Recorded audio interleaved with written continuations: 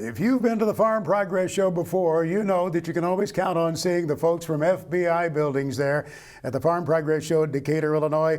The 2021 edition, yes, indeed, they will be there. And we're going to talk about something very interesting that they'll be doing during all 3 days of the show. Here in the studio with me is Kurt Bahler from FBI and also Ken Culbreth. You guys have really something interesting here, and folks maybe won't be able to fully appreciate it until they see it, right, Kurt? But it's what is called QLYFT. It's the way you'll be building your building. I want to get into that in a minute, but tell us a little bit about the history of the company and the fact that you grew up in the company. Yeah, so it was founded in 1957 by actually my grandpa, and really was, if most people know, FBI stood for Farm Builders Incorporated. It was really centered around the agricultural industry of equipment storage, right, in the 60 by 40s during that time, and has really grown with post frame in the past 20, 30, 40 years. And now we changed the name to FBI to really service all different industries. But yeah, it's been an amazing journey as our family, and now the third generation of the company.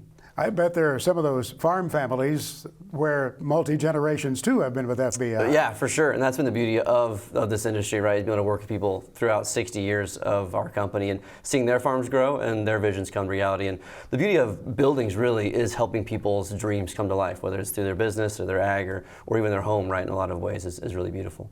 Many people may not be aware of the advances that have come since 1957. I mean, really, the building that you build today is very different, isn't it? Yeah, and that's really where our DNA came from a company, is innovation. And from those telephone poles that they used to be used, or the steel sliding doors that are hard to pull, all of that's transformed from laminated columns to perma columns to aluminum sliding doors. And then QLYFT is just another step in that iteration of how do we increase and improve the quality for our customers, for the longevity of their dreams, and for their buildings to be the best they can be for them. Yeah, some of those big doors back in the day, it took quite a hoss to move one of those, as I recall. They definitely do, yeah, for sure. Keeps you fit, though. Ken, I understand that you were the fellow who came up with the idea of QLYFT. You and a team there decided there's a different way, an easier way, maybe a safer way to build a building. You were the operations director at one time, as I recall. That's right. And you are now, but you were the safety director, and safety was on your mind, right? That's right. Yep. Yeah, that's how the whole thing started. When I took over the safety, I remember going home that night and telling my wife, nobody can die on one of our construction sites. We've got to take care of our people. We've got to find a better way. And so the best way to keep people safe from one of the biggest hazards was heights. And so the best way we could do that was to eliminate those and bring the building closer to the ground. Well, you mean you actually build it on the ground and then you eventually lift it? Yeah, we would take the whole roof system and put that on the ground, build it, and then we just raise it up in the air. The walls are hinged, so there's really no climbing on the walls to even do that framing. And then the walls clip in place as the building's lifted. Your background is construction, so a good solid structure really matters to you. I mean, even though it's hinged, it's still going to be rock solid, right? Oh, it's rock solid. The hinges are just temporary. They're only used to get the walls in place, and then we go through and we fasten the walls normally like our buildings have been done for years. It strikes me that under construction, in this kind of a construction project, those folks who are building it are really, really even better focused perhaps on what they are doing because they're not worried about trying to fall off of a truss. Yeah, that's exactly right. Take it from a guy who did hang some trusses in some high winds and some high heat and even some freezing cold conditions. I put the nails in, I understand what it takes, and eliminating the heights and the fear and the worry and the concern and even the challenges of keeping a building square that high in the air versus being able to lock that building in place on the ground is significantly different and has improved the quality for our customers. I bet you've had a lot of feedback from customers. What have they told you? Well, I hear some of them are right there with you, I'm sure, every minute of every day when you're building that building. We old guys will sit there in a car and say, I want to watch this, right? That's right. Yeah, and some of them, they have their day jobs, so they have their dad or their grandpa come out there and watch you the whole day.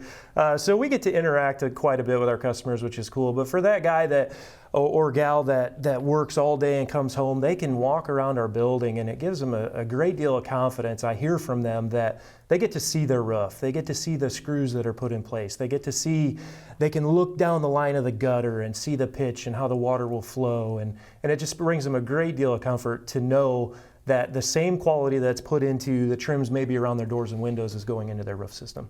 Did I hear correctly that you had one customer who came out with a garden hose and put it in that that gutter while it was there on the gutter? I want to test this. I want to see.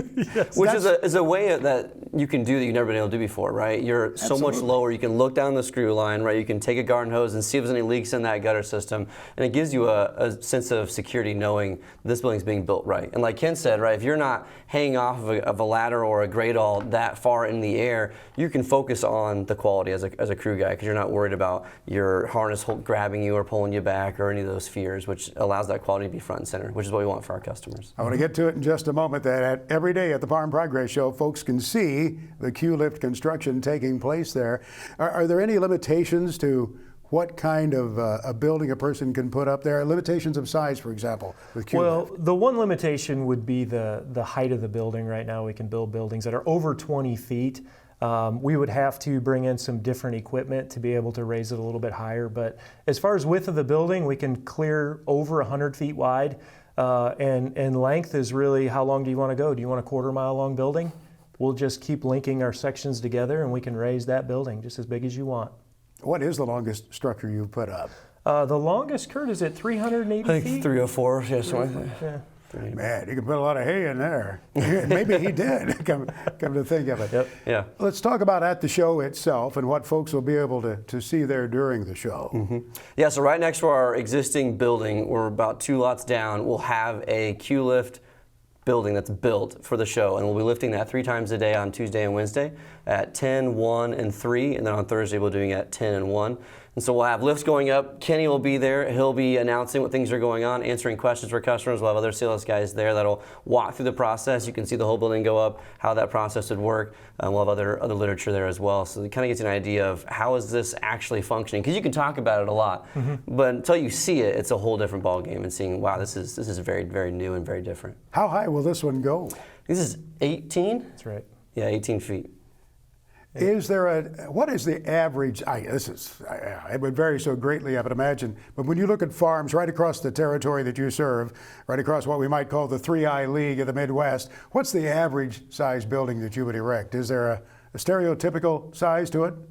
Yeah, I'll let you give your thoughts. It'd be all over the place, wouldn't they? Yeah, I think sizes vary. I would say most buildings are under 100 feet wide, and I would say that most buildings, the agricultural buildings, are falling between 16 and 18 feet tall. Sure. So, and that gets most of the combines with the hoppers open, things like that, in the buildings for our customers. Many people didn't plan on putting up a bigger structure, but as the equipment has grown in size, they've needed it to accommodate it, haven't they? Yes.